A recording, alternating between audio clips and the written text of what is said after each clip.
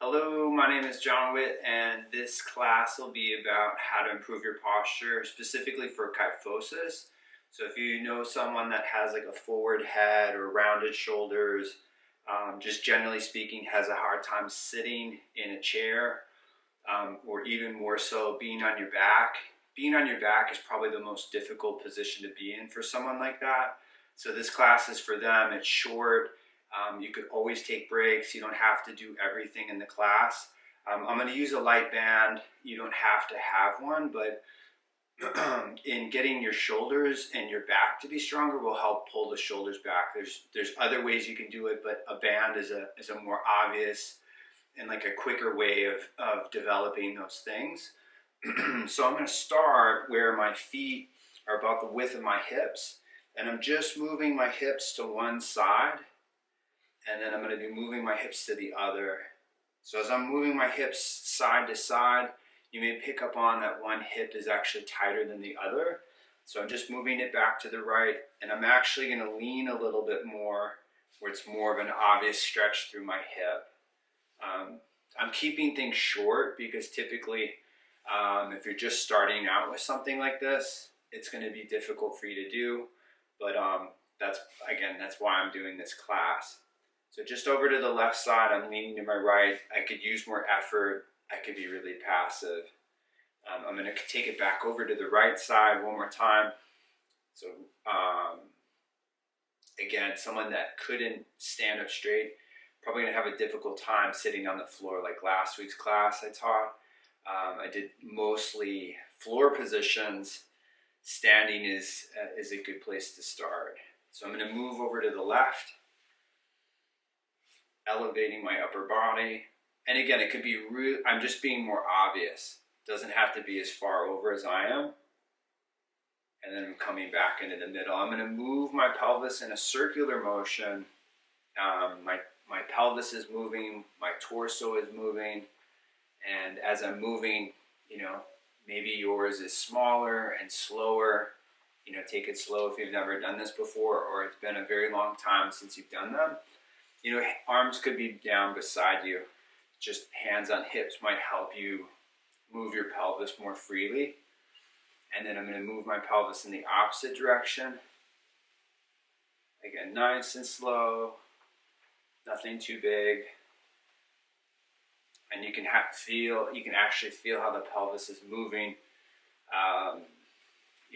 It's moving the torso, and it's going to help move the lower body as well, legs. So I'm coming back into the middle, and I'm just going to be moving my tailbone down, so pubic bone down. So with kyphosis, this is typically the position people are kind of stuck in, but it's actually going to help stretch out the lower back. So I'm going to stick it out. I'm going to bring it down. I'm sticking it back out, bringing it down in space, sticking it out again, back down. So if I can, I'm going to work more the tailbone down and more the pubic bone up. My knees are obviously bent, but they don't have to be. It's just if you have a hard time moving the pelvis, that's why I have my knees as bent as they are. Just one more time, I'm going to stick it out, and then I'm bringing it down, and then I'm bringing it back to neutral. So I'm just going to do a basic side bend. So I'm leaning to the right. As I'm leaning to the right, I'm going to let my head, if I can, tilt to my right shoulder. And then as I'm moving my head, if I can, I'm going to feel a greater stretch into the hip, possibly into the side body or the rib cage. And again, it could be really a smaller side bend, doesn't have to be this big. Coming up, as I come up, I'm going to go over to the left.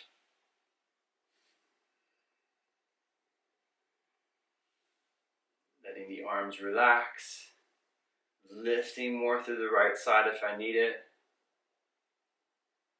and then bringing myself back up. I'm going to take the arms to a T position, and I'm going to turn the thumbs down. So if you don't have a TheraBand, you could repeat this sequence of positions or exercises. So I'm rotating thumbs back, using some effort, some strong effort here, bringing them down, turning them down, turning them back, bringing them forward, Just want to move from the shoulders if I can, turning it back in space, turning it forward and down, and then one more time turning it back. So just holding this position. I'm going to take the arms into a cactus position. So if you couldn't take your arms overhead, you can just hold this. You don't have to take the arms overhead, but I'm going to take my arms up. As I take my arms up, I'm going to try to get my shoulders up towards my ears. So really reaching up out of the arms. And this is going to be a lot of effort for someone, as I had mentioned before, in terms of posture. I'm going to take the arms back to cactus. I'm going to take the arms back up, shoulders up towards the ears.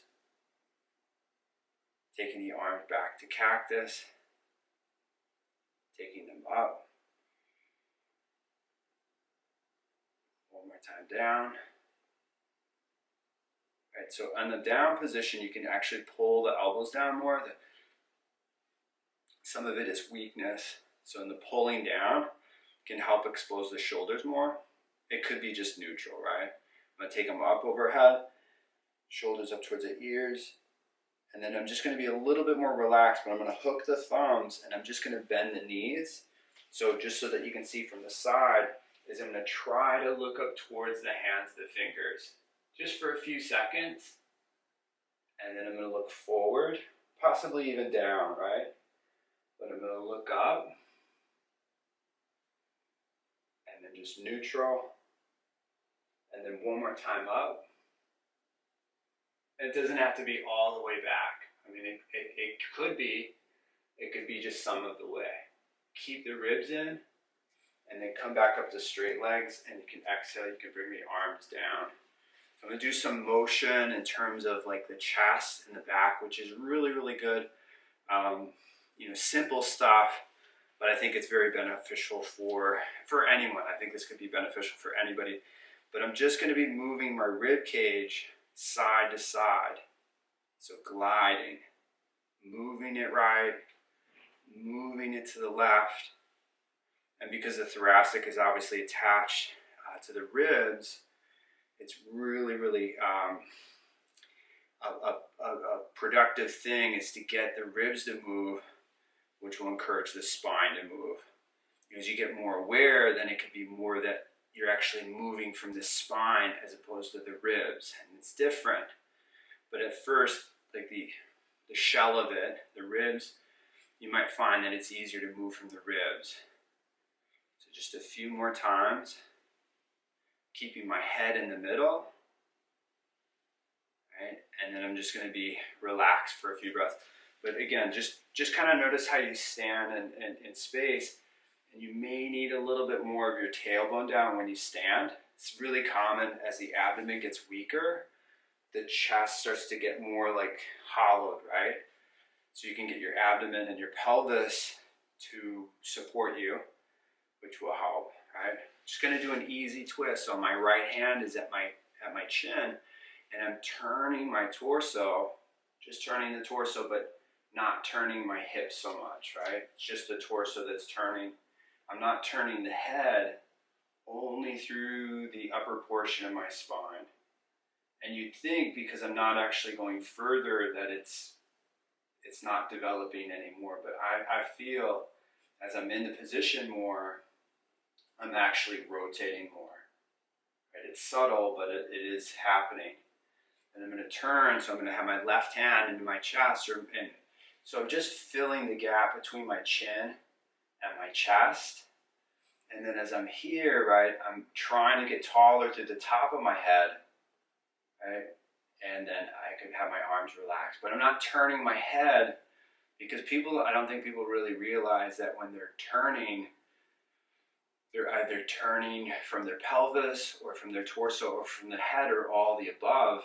But if you just make it more specific for the upper body, you're actually twisting more. So take a couple deep breaths,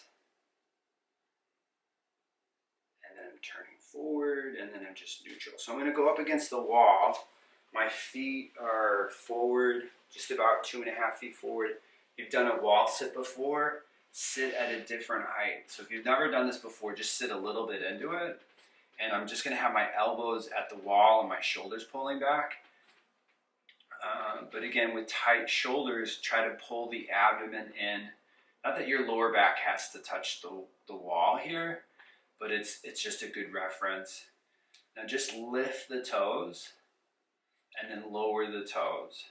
So lift them up, lower them down. If you can feel them, you may actually feel that one toe isn't lifting.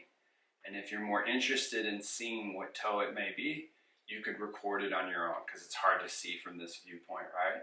I'm going to lower, I'm going to lift the toes. Now if it's easy, just a different variation of the arms, I'm taking the arms into a cactus position, right? Pulling the shoulders back, pulling the arms back. I'm not going to hold it too much longer, but just, working on getting back up against the wall, because this is the first stage about before like lying flat on your back. So when I come up, I'm just going to come up a little bit higher. If your wall is kind of sticky, I'm kind of rocking out, right? If I had a slippery surface, I would just slide right up. Then I'm going to step the feet back a little bit and then back. And my feet don't have to touch the wall, but I'm up against the wall with my bum. And then my back is up against the wall and my head and my shoulders. So just kind of feel, it's a really basic thing to do, but you can actually see what may be in the wall and what may not, right? So take 5 deep breaths, just really simple, but like I said earlier, if you're really compromised in posture, this is something that you can do throughout the day. Again, very basic, but something important to keep, important to maintain. And then I'm just gonna come away from the wall, and what I'm gonna do is I'm gonna do a little bit more extensions of the thoracic. And you could do this in a chair too. You could sit down, just so that you can see from the side. Is that I'm again using my hand into my chin, and I'm gonna round through my upper back. And if I'm not using my arm or my hand here, I'm just rounding, right? Which is completely viewed as what you shouldn't do if you have kyphosis, but it's exactly what you should be doing. Rounding your back more. You had osteopenia or osteoporosis. Got to be careful with these things. Maybe you're not doing them. But I'm going to lift the chest and lift the head. Right? Get fuller extension through just a standing extension. I'm trying to bring, again, the tailbone down a bit. I'm going to round my back, right? If you have experience, when people have experience and they're, especially with yoga, they'll want to hold things longer because they're already kind of good at it. You could certainly do that. But for someone that's really tight here, a shorter hold, I think, is better initially to start with. And then I'm going to round again. Just going to do a few more of these. I'm not hinging from the hips. I'm just rounding through my upper body. Lifting the chest, lifting the head, not pulling the head back so much, like I'm not lifting the chin, just lifting through my thoracic. And then rounding one last time. Rounding your back, letting your shoulders relax. Bringing yourself back up. Head is up. Extending. And then back to neutral. And super basic, but again, a series that you could use 5-10 minutes. And if you're just learning, I would do more frequency rather than like 20 or 30 minutes. I'd split it up. I'd do 5 minutes in the morning, afternoon, and the evening. But I would do it every day, right? And then you could change the sequencing of things, of course. Just going to do one more thing at the wall, which I think is very beneficial for this. You could just take your arms up the wall, but what I'm going to do is I'm going to use a bit of, I'm going to use the lip of my door as a bar. So hanging from a bar passively is so good. And you'd want to do it at first with your feet on the ground. I'm not going to hang from a bar today, but I'm just going to use my hands and have some leverage. And this could be, one of the better things that you could do for your kyphosis. So, but before I do that, I'm going to do one forward bend. So I'm going to hinge forward. And when I hinge forward, I'm lifting my shoulders, I'm lifting my elbows, so up, right? I'm going to do this a few times. You could hold it here by keeping the weight forward, but I'm going to bring myself up, and just a second variation, you could obviously do that variation. That variation is very basic. I'm going to have my hands underneath my chin. I'm going to look forward in space to keep my back straight. And there's other really good ways to do this. This is, you had a broomstick. That's a really, really great way to do this. I'll do that one day. So you can press through the feet, lift yourself up. I'm going to do that one more time. Coming forward, stretching out the legs. And again, maybe you're not all the way forward. Maybe you're somewhat here. And if it's really hard on your back, hold a wall, right? Don't come forward freestanding. Take 2 deep breaths. Bringing yourself up and bringing your arms down, and we're going to counter that with that pulling action at the door. So I'm here taking my arms, maybe it's just halfway, I'm taking my arms up and that's all you can do, but if you can, take your arms up a little bit higher and take your hands wider if you're really tight in your shoulders. So then I'm going to walk close to the door, but I'm going to try to keep my ribs away from the wall, away from the door, right? So just so that I'm on a couple different cameras here. I'm just using the wall as a reference and pushing through my feet and possibly looking up. Now I could look forward whenever I need to. Looking up one more time. Looking forward. Looking up. And then standing back up and then bringing the arms down. So I'm going to come down on the ground. So I'm going to sit on a block. I'm going to sit on the second level. So when I'm sitting here, I'm just going to have the block, just on the second level.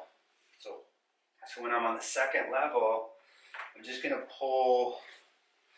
I'm going to do a couple different pulling actions for the arms. So for the shoulders, like I said about the shoulders getting stronger. And getting more back for yourself. This is really basic, and you could use a yoga strap if that's all you have. So I'm just pulling the band apart if that's all I have, and this could be like a t-shirt or a towel, but then I'm just going to let it relax, and then I'm going to pull, right? Really basic, very beneficial, and then relax, and then one more time I'm pulling out. And the thing with these is I don't think people do them long enough. And you don't need to do them forever, right? But for like a minute, and if I was doing reps, I would do it 10 times or 20 times, right? But I'm going to take the hands over to the side a little bit. So as I take my hands to the side, my shoulders are wide. The higher you sit on the block, the easier it is on your feet, but the better it is for the upper body in terms of posture, if you didn't know. I'm going to take the hands to center and then to the right side. So with my feet, I'm basically hugging my feet into the block if my feet aren't touching the block. My feet are getting pushed into the block. I'm pushing my feet away from the block. Right? Then taking the hands back into the center, and then you can just let it relax. You could relax the hands, the fingers. So I'm going to take the band up. So if you do have a band, I'm going to take it out to the side, and then I'm going to pull it apart, right? And just a steady pull, right? Because my band has two sides to it, make it easier, just pull one side. If I want more tension, I pull both sides. If I want more tension, my hands are closer together. I want to make it easier, my hands are wider on the band. I'm going to bring it in, I'm going to pull it out, I'm going to bring it back in, and then out, just holding, obviously breathing, and then taking it back into the middle. So if you were done, because that could be the experience, come out of this, you could stand, you could do it. I'm just going to do one more stretch for the shoulders. So my hands are here on the band, but I'm going to take them up into like a capital Y, right? Just steady. And the reason I like a band more than a strap is that it's a little bit easier to create integration and range of motion. But if all you had was a yoga strap, you'd want to make it wide enough that it's not too overwhelming in the shoulders, right? You don't want to tear anything. But I'm going to take it back behind me, and lower isn't necessarily better, but over time it can. But say it's too much, you could always bend your elbows, right? You could always let go of the band. Because people go to an angle and they don't necessarily know how to get out of it. You just let go of the band on one side. You know, maybe snap yourself at first. Just get used to it. But I'm going to do this a couple more times. I'm taking it back in space, right? But then I'm going to take it back up. And then what we did in the very beginning of class, I'm lifting my shoulders up towards my ears. And then I'm taking it back behind me. One more time up. And one more time back. And you could be in any angle. So this is an interesting angle for me. I can certainly bring it lower, which is beneficial for me as well. So I just find different angles that are, good for me. And that's what I suggest for anyone, is finding what actually needs to be exposed more. So take the band back up. You can bring it down. And then what you'll do is you'll come off the block. I'm going to stretch the legs forward. So with my legs forward, I'm going to curl up my toes. My feet are pointed. And then I'm going to open up the toes and just look at the toes, and you may see that one toe doesn't really move very well. So I'm going to curl up my toes. You can also see your feet.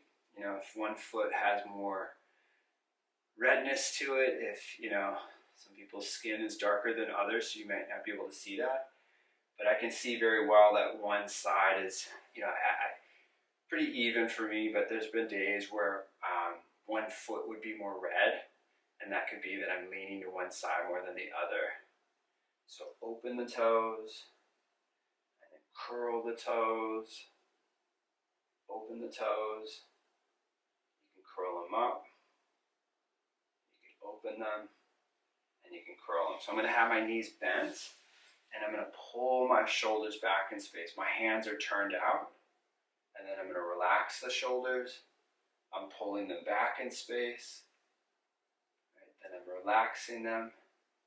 I'm pulling them back.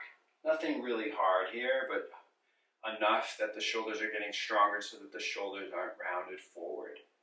So I'm going to relax them. I'm going to pull them back. I'm going to relax. Pull them back in space. One more time, relax. And then back. Now if you could lift your hips up off the floor. And maybe you're just here, right? Just a small little lift is a good start. But if you can, you're going to lift your hips up to the height of your knees, or possibly higher. You could do that. But I'm moving the weight around, adjust the hands to wrist, and then I'm just going to come down. Right? So if you lack flexibility or strength, this is a really good approach. Longer holds might just not be available to you yet. That's why I'm doing this. So I'm lifting the hips, maybe just a bit, maybe higher. And then as I take it up, what should get tired are your hands. What should get tired are your butt here, your hamstrings. And if you're not really getting tired in positions, not that we're going for exhaustion, you're not really applying physical strength. So I'm going to bring myself down. And if I'm just using my joints to support me, or my connective tissues, that's where you can start to feel, some discomfort. One more time, I'm going to come up. I'm not going to come up super long, right? And then bringing the hips down. But I'm going to come down, do one more stretch for your shoulders. I'm going to bring my hips slightly more forward towards my feet. Right? Really basic, but think my feet are pushing into your upper back. Right? And if you feel some discomfort in your elbows, just scoot your hips back a little bit. You don't have to go super far forward. Legs could be forward if you prefer that. Legs could be, contracted. Just see the difference, because there is a different effect. Similar, right? But it is different. And then what I'm going to do is I'm just going to walk back with my hips and take my arms around my legs, and I'm going to push my knees out into my arms. I'm just pushing out. I'm going to look up. I'm going to look forward. I'm going to look up. I'm going to look forward, just neutral. One more time, I'm going to look up. And then forward. And then I'm just looking over my right shoulder without tilting my head. So I'm turning my head. And then I'm turning my head to center, and then turning my head to the left. Right, without tilting the head. And then turning the head back into the middle. Now I'm going to bring my head or my chin down. I'm rounding my back. So you want to feel the rounding in the upper back, not so much the lower back. Just a couple seconds here. And then I'm lifting the head to neutral. So what I'm going to do is, if you were really compromised in the way that you lie on the floor, you would just lie back on your back and you would have your head elevated. So I would be, something in this position, where I'm here. And for some people, this is very difficult. So don't feel bad that this is the position that you got to be in. But then as it gets easier, you can take the block lower. You can always support the head with the hands. And then this could be lower than the block, right? So that's a good option. But if you're a little bit more, you have a little bit more range and you want to try something, is that I'm going to roll up my yoga mat. And if I've never done this before, I'm going to roll it up really tight, but I'm only going to roll, say, half of it. So this is, not a really big roll, but it's a good beginning. And like I said, if you've done this before, what you could do is you're going to come where you're going to sit in front of the roll. So when I'm sitting in front of this roll here, I'm going to bring my upper back. So obviously support your head, bring your chin into your chest, have your block just in case you need it, right? Have it beside you or behind you so that you could be here, right? But this roll is going to help creating some extension into the upper back. So say I'm here, I'm just down. You have a bolster or like a really dense pillow, that works too. You don't have to be rolling up the mat. I just did that just because some people don't have props. A yoga mat's really great. It could be a book, a ball, many things you could use. You're just on your back. As you're here, I could be passive, but I could also bring my ribs in towards the yoga mat. And you'd think more flexion, because I'm flexing my front body in a bit. It'll help extend. Like I said earlier when we were rounding, they're like more standing, like cat-cow positions, I guess if you want to call them. It's a more subtle way of doing this. I'm going to take 10 more breaths.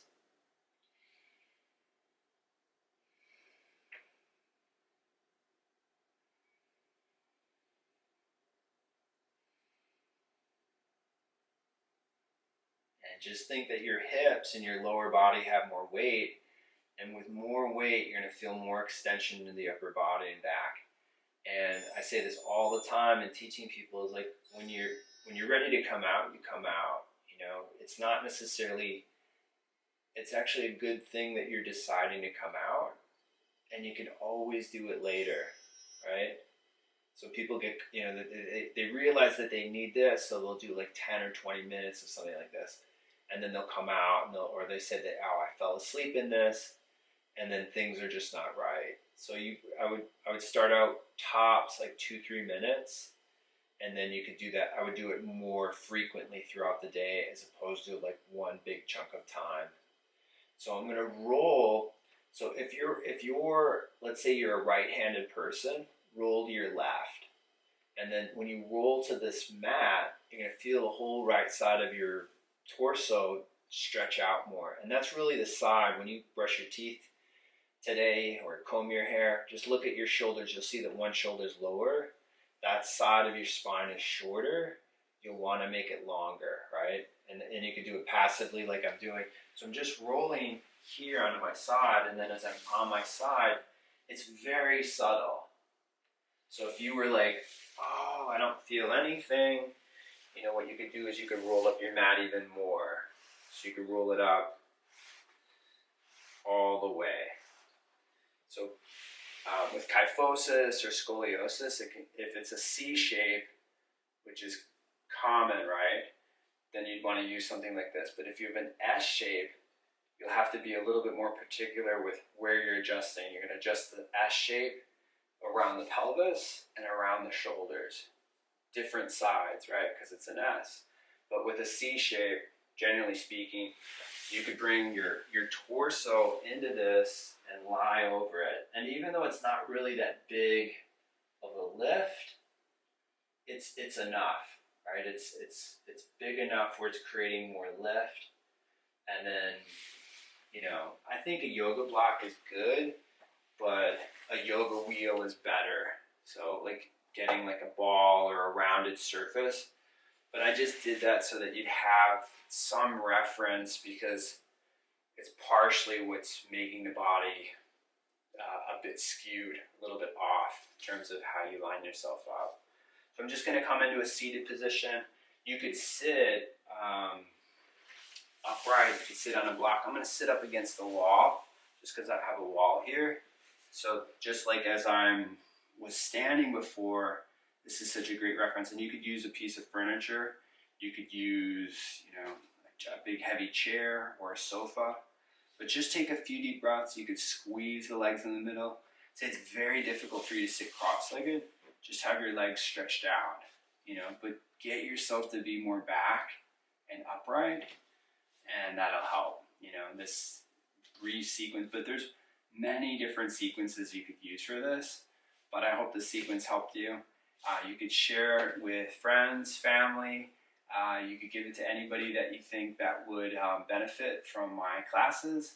And you could subscribe. You could like the video on YouTube. If you're a subscriber, thank you. If you're not, you could sign up for that.